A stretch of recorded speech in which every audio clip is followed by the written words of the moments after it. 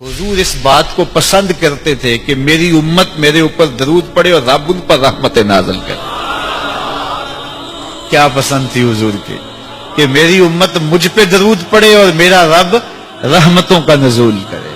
सही मुस्लिम में रिवायत है, जो मेरे ऊपर एक मर्तबा दरूद पड़ता है अल्लाह उस पे 10 रहमतें नाज़िल करता है। अल्लाह अकबर। और अगर दरूद के साथ सलाम भी हो तो मुझे एक शेर इतना अच्छा लगता है तो सादा सा, पता नहीं उसका वजन भी ठीक है नहीं, किसी सादे से बंदे ने कहा है, लेकिन मुझे बड़ा पसंद आया। बाज रूह खींच लेते हैं ना।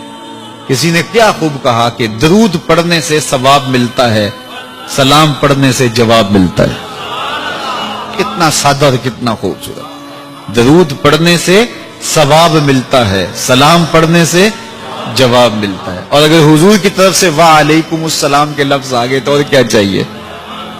इसलिए कसरत से हुजूर को सलाम करो।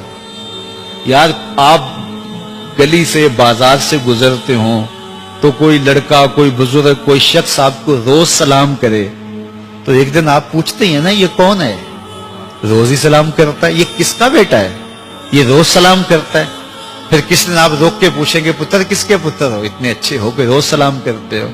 तो एक दिन हुजूर भी पूछेंगे ना ये किसका पुत्र है, ये किसका बेटा है, ये रोज मुझे सलाम करता है।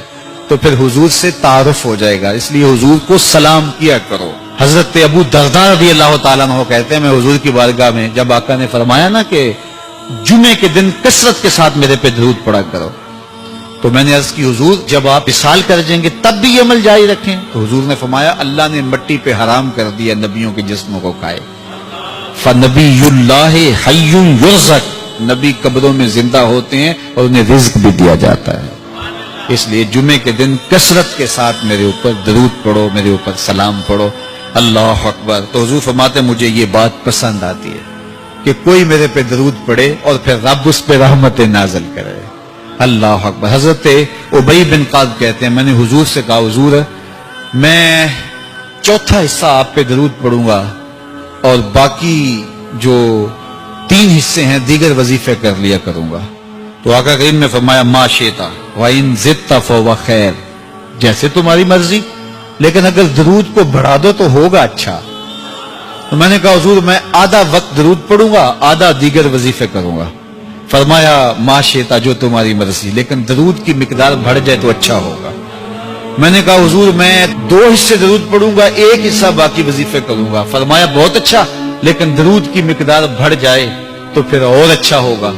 अर्ज की हुजूर मैं पढ़ूंगा ही दरूद, मैं सारा वक्त ही दरूद पढ़ूंगा। तो सुनो मेरे हुजूर ने क्या कहा, ये तिरमिज़ी की रिवायत है। हुजूर ने फरमाया फिर तेरे सारे दुख मिट जाएंगे, सारे गुनाह माफ कर दिए जाएंगे। तो इसलिए कसरत के साथ हुजूर पे दरूद पढ़े तो इससे हुजूर भी खुश होते हैं कि मेरे उम्मती पे रब की रहमतों का नज़ूल हो रहा है।